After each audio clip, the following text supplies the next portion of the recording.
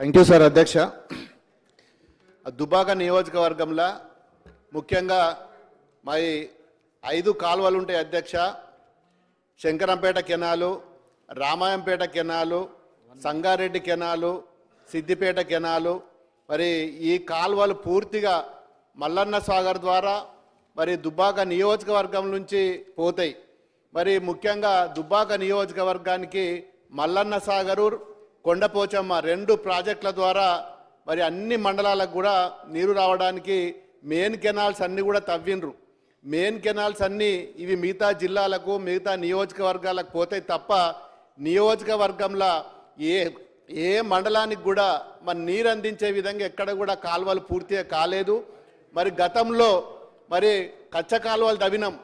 ఏది ముఖ్యంగా ఎక్కడ కూడా సిమెంట్ లేయింగ్ లేకుండా మామూలుగా మట్టి తవ్వి వదిలిపెట్టిన కాలువల ద్వారా ఈరోజు నీరు పోయిన రెండు సంవత్సరాల నుంచి వాటి ద్వారానే చెర్లు కుంటలు నింపడం జరిగింది. ఈసారి ముఖ్యంగా సమస్య ఏంటంటే ఫారెస్ట్కు సంబంధించిన చిన్న చిన్న స్ట్రెచ్లు అక్కడక్కడ 1000 గజాలు 2000 గజాలు ఉన్న కాడ గతంలో ఫారెస్ట్ వాళ్ళు రిక్వెస్ట్ చేస్తే ఎక్కడ కూడా ఆబ్జెక్షన్ చేయలేదు కాబట్టి చెర్లు కుంటలు నింపడం జరిగింది. ముఖ్యంగా చేగుంట మండలం, ఇది మెదక్ జిల్లాలో వస్తుంది. Chegunta, Narsingi, Shankarampet canal, Ramayampet canal, Upparpalli canal ద్వారా ఆ 2 మండలాలకు కూడా నీరు అందితే 2 మండలాల్లో కూడా ఫారెస్ట్ వాళ్ళతోటి ఇబ్బంది అవుతున్నది.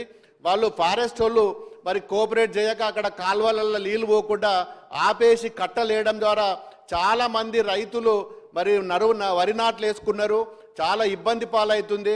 ఫారెస్ట్ వాళ్ళు కోఆపరేట్ చేసి మరి వారిని ఆ పూర్తి స్థాయిలో వారితో రివ్యూ మీటింగ్ పెట్టి దుబ్బాక నియోజకవర్గంకు సంబంధించిన అన్ని కాలువల రివ్యూ మీటింగ్ పెట్టి మరి ఆ కాలువల ద్వారా నీరు అందించి ఇవ్వాలని చెప్పి నేను ఈ సభ ద్వారా మరి గౌరవ మంత్రి గారికి, ముఖ్యమంత్రి గారికి కూడా నేను రిక్వెస్ట్ చేస్తున్నా.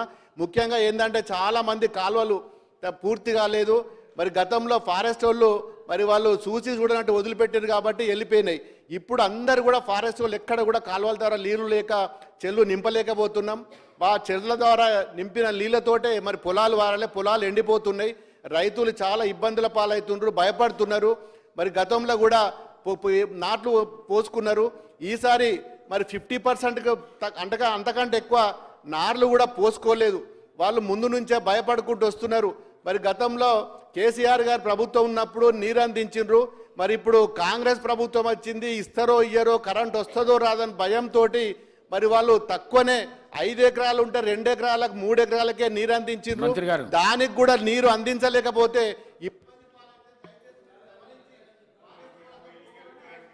మంత్రి గారు గౌరవ సభ్యులు ప్రభాకర్ రెడ్డి గారు చెప్పినట్టు సార్ బాధలన్నీ ఆయనే చెప్పిండు. మళ్ళా లాస్ట్ కూర్చుంటా ఏదో కాంగ్రెస్ పార్టీ ప్రభుత్వం వస్తే చేస్తలేదు అంటుండు.